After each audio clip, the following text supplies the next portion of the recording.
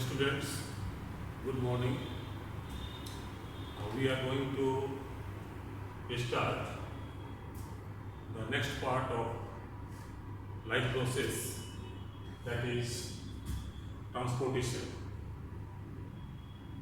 In the transportation, we will be discussing about the transportation of materials, especially in the multicellular organisms, and we discuss about the transportation, how does it take place, what are the parts of our body and other organisms' body are involved into it, and how do plants and animals they get their required substances.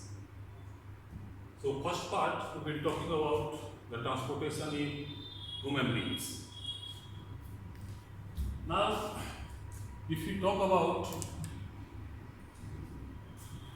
the transportation, now the question arises, what is the need?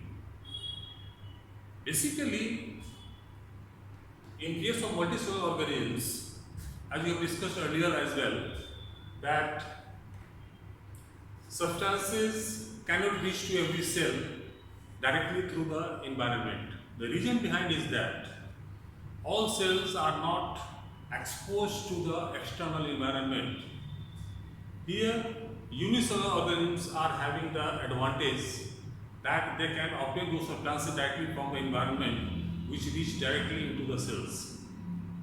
But in case of multicellular organisms like human beings, if you need carbohydrate for energy production to the cell, every cell must get it.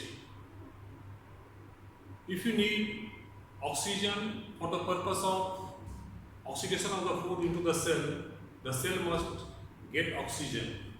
But how those substances arrive there into the cells? Because these substances are obtained at one point, which is being sent to the different cells where the metabolic process take place, and after metabolism, the unwanted products that form into the cells cannot hold those substances. Those are to be returned back to the environment. Now here I have talked one word like metabolism. Now what is metabolism?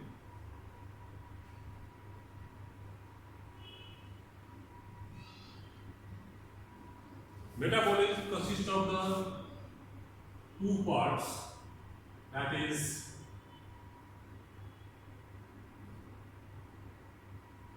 catabolism and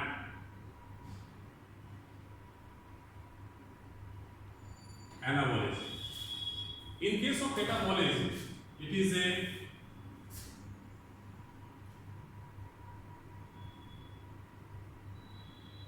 breakdown process, means we are taking carbohydrates, we are taking fats, which when enter into the cells, they further undergo oxidation process, thereby energy is obtained. So basically that energy is required for the different kinds of life processes.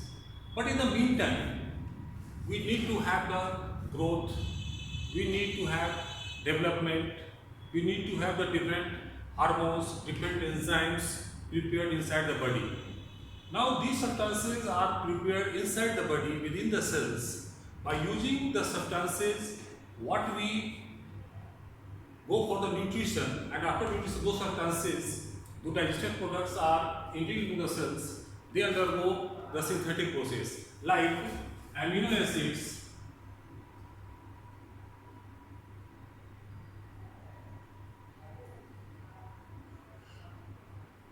give rise to proteins of different kinds, because for the different purposes, different cells, different tissues, they require different kinds of proteins. So those proteins are synthesized within the cells, and that is called the anabolism. So new cells are to be formed for our growth. New cells are to be formed for our breakdowns of the cells into the body. So for which anabolic process that is required. when we are in the early childhood, we require to have more anabolic process because we need to have more development. When we reach to the adult age, both anabolic and catabolic, they run parallel to each other because we need to have the more amount of energy as well as more amount of these anabolic processes to carry out the various physiological processes inside our body. But when we go for the adult age, I mean the geriatric age, old age, in that case anabolic process that reduces, catabolic process increases. Remember, amino acids also go for the catabolic process if carbohydrates are not present in the required quantity into the body. So that's why in the early childhood, in many places we find the malnutrition processes, children are not developing much because in those cases they are malnourished, they are not getting the required nutrition.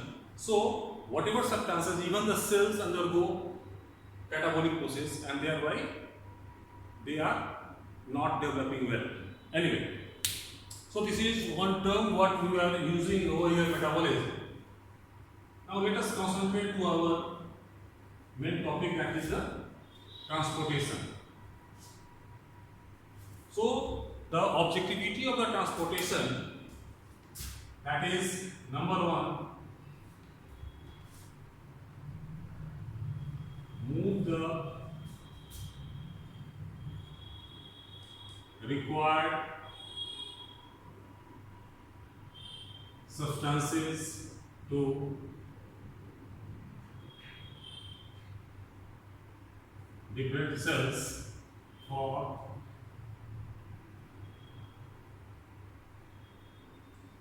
metabolism and to remove unwanted toxic products formed in the cells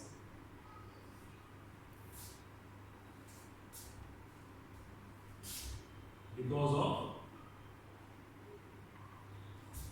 biochemical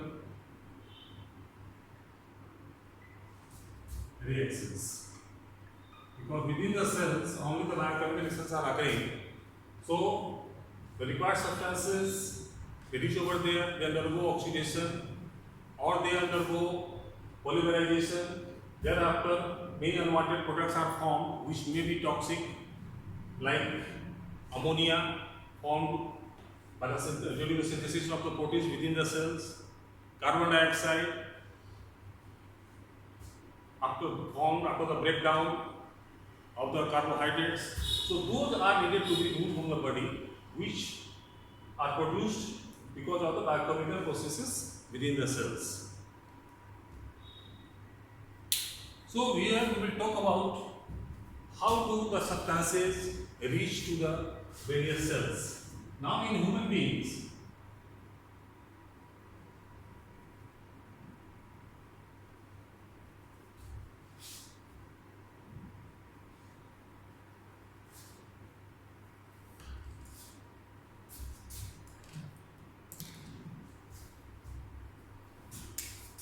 for the purpose of transportation, we have got a circulatory system, a whole system that is involved into the transportation. So,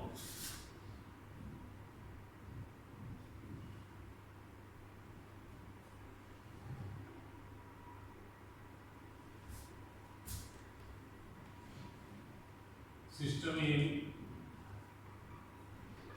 human that includes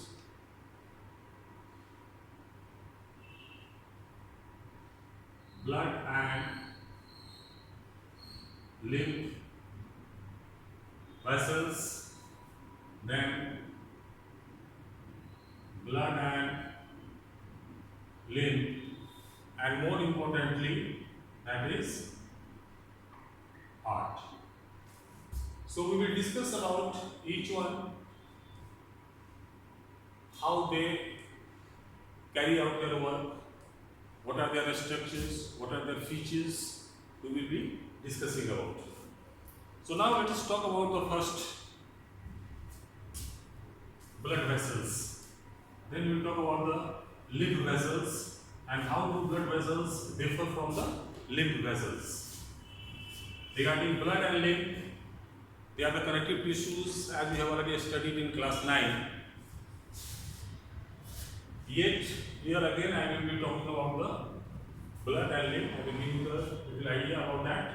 So let us first go for the blood and lymph vessels.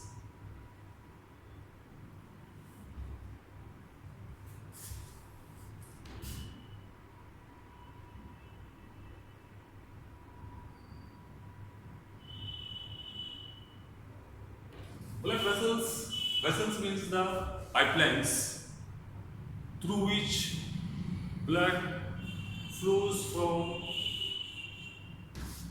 the part where the substances are obtained to the different cells where they are exchanged with the cells. Now blood vessels, if you talk about, they are of three kinds.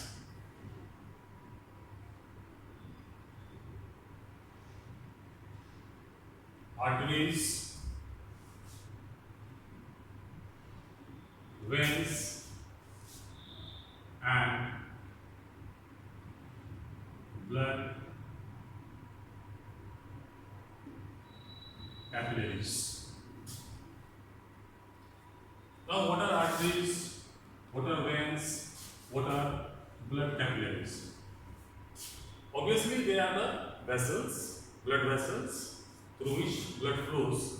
But what kind of flow and where they are located in our body and what kind of blood flows through these. Now arteries, let us talk about artery first.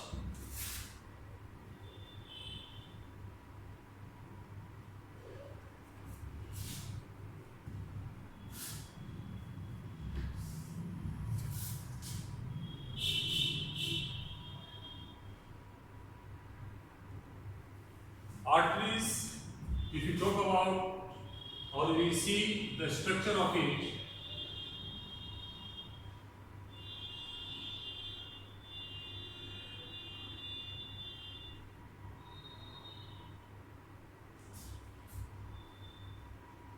this is called lumen, that is the passage, and this is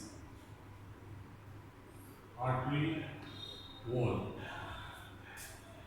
Now as you observe over here, it has got a narrow passage over here and the artery wall is very thick over here. So why this is so? Because arteries carry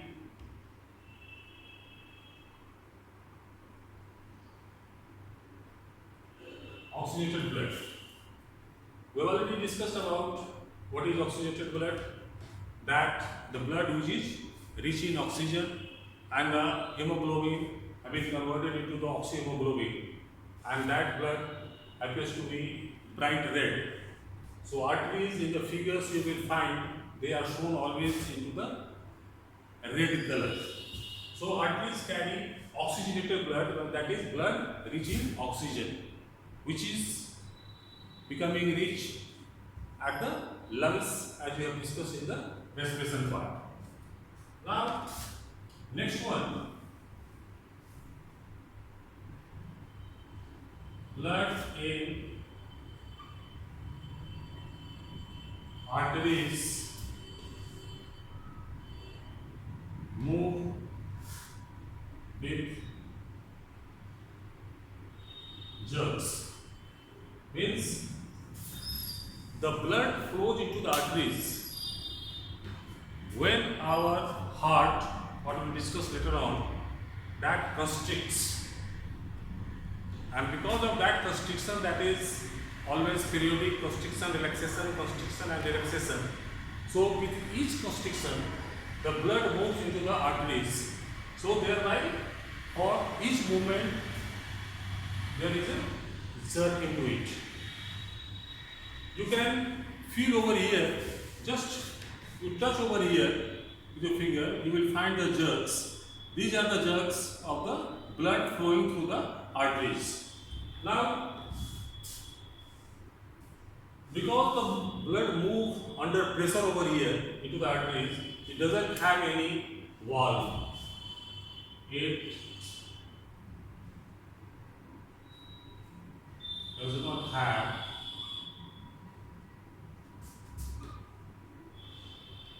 any valve. Basically, valve is a structure which prevents the any flow backwards, that allows the flow in one direction only. So normally in our system, in the blood vessels, even into the heart, we have got the different valves over there which prevent the backflow. Since the blood moves into the arteries under the pressure, so there is no valve into it, that is not required over there. Now, just imagine in a thin pipe, if you pass water at high pressure, what would you expect? The pipe will rupture. But the same, under the same pressure, if the water is passed through a pipe with a thicker wall, it will not rupture. In the same way, in the arteries, blood flows under the pressure. Naturally, if these walls are not thick, they are likely to be ruptured, which is not desirable, which is not required. Obviously, the artery walls are very thick, and due to this thickness, the lumen, that is the passage, that becomes narrow. So we can write here thick wall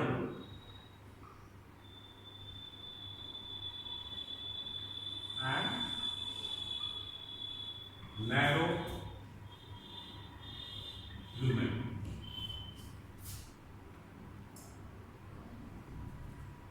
Now here, I've written arteries carry oxygenated blood, but there is one exception over here, except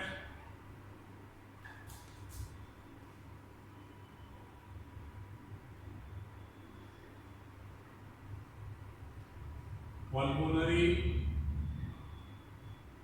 artery that carries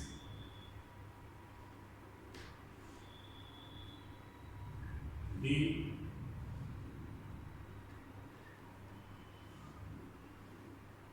oxygenated blood. There is one exception in arteries, that is this pulmonary artery carries the juxtapolar pulmonary artery, means the artery that arises from the lungs. And one more thing you can add to the artery, that it carries blood away from the heart. Remember, any blood vessel which carry blood away from the heart, irrespective of the fact whether this is oxygenated or deoxygenated, that is called artery. So due to this reason, the pulmonary artery that carries oxygenated blood, that also moves the blood away from the heart. That's why that is called the artery. Now, the nature has given additional protection to these arteries into our body, that they are always found deep seated into our muscles. Deep seated means that is not visible from your eyes, like you can see on your these parts, the bluish blood vessels are arising. That is the veins, not the arteries. Arteries are not visible. They are always deep seated into the muscles to provide the extra protection against the pressure into it. So we can add up one more thing about the arteries. They are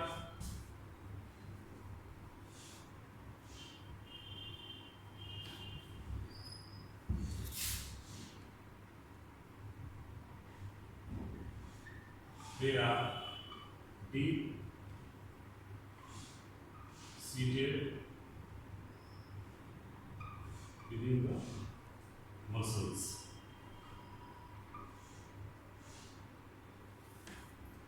So these were all about the description of the arteries. Now let us discuss about the veins now.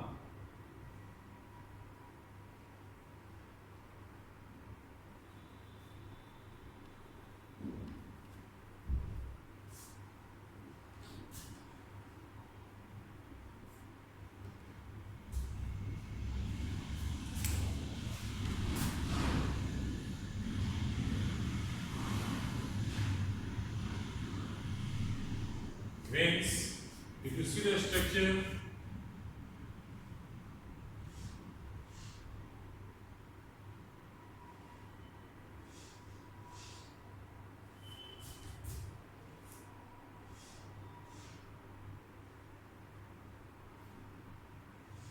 inward and wide lumen.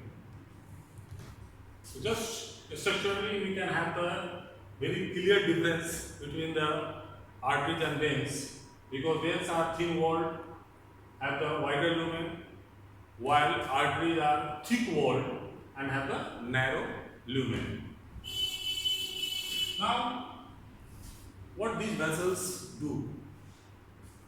The veins carry blood towards the heart. In arteries, we have discussed about they carry blood away from the heart, while the veins carry blood towards the heart. So any blood vessel which carry blood towards the heart, that is veins. Veins usually carry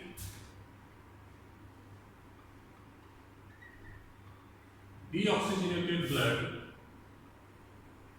means the blood which doesn't have oxygen into it. That's why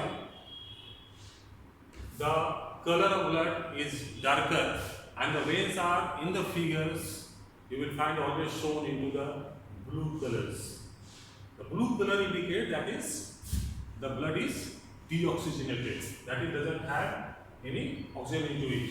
So usually carry deoxygenated blood. Here there was exception, except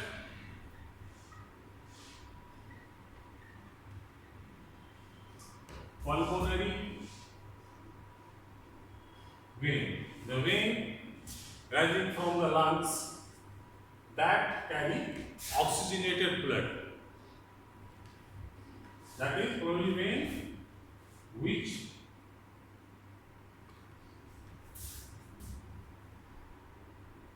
carry oxygenated blood into the heart.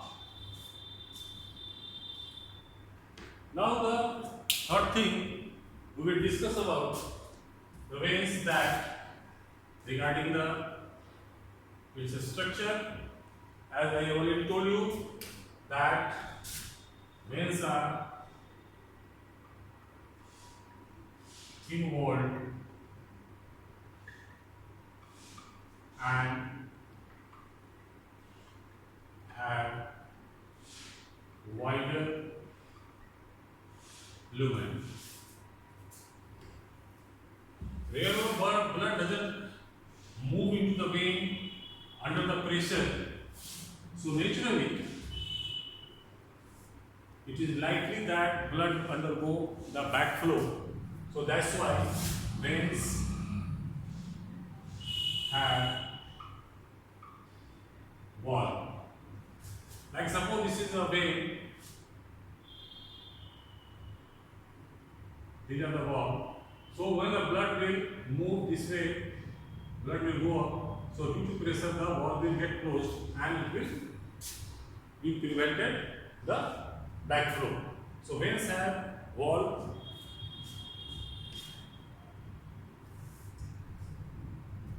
Since there is low pressure, as you have seen that you have a thin wall, so they are located superficially into our system. So they remain superficial and just under your skin you can observe it, the blue color blood vessels, which are nothing but they are the veins. So they are the network of veins. Few are visible, few may not be visible, but they are always found to be superficial because they don't undergo any pressure into it.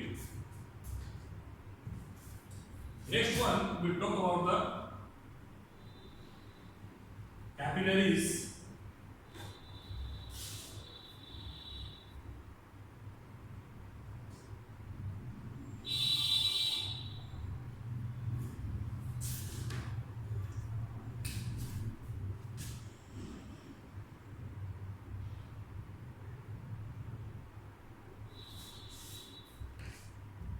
Basically, capillaries are the thin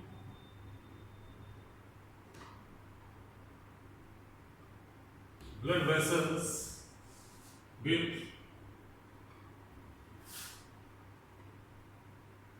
one layer thick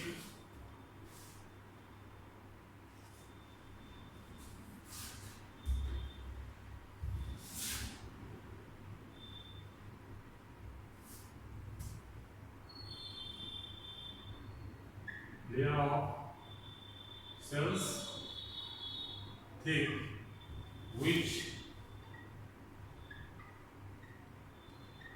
enables easy exchange of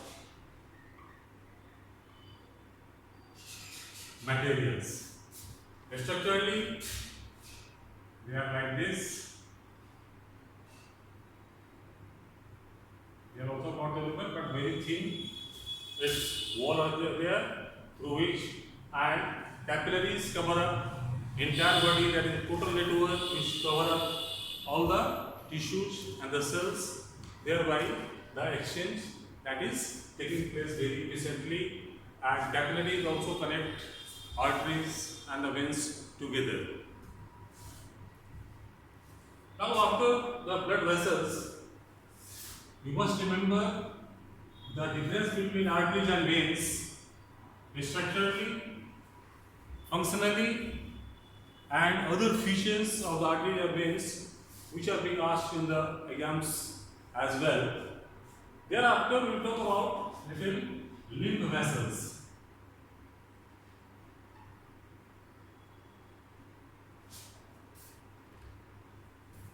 Lymph vessels arise from intercellular space to the heart and carry lymph along with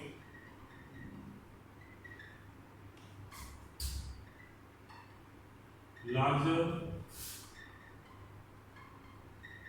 molecules that cannot,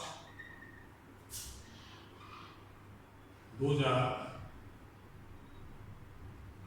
not able to enter into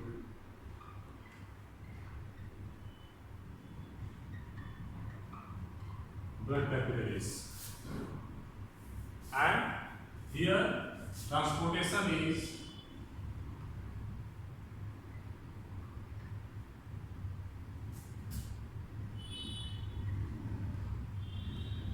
one way. Only they carry the substances into the intracellular region, the region between the two or more cells, to the heart, and normally their function is to carry larger molecules which cannot enter into the blood capillaries, and that is needed by the cells to be added to the blood into the heart. So that's why they carry those substances and add to the heart. So here transportation is only one way. So with this, we have discussed about the different kinds of blood vessels as well as the lymph vessel, and in the next class we will talk about blood and lymph, their functions in brief. Thereafter we talk about the human heart, which is the main pumping organ which controls all the movement of the substances or transportation system into our system. Thank you.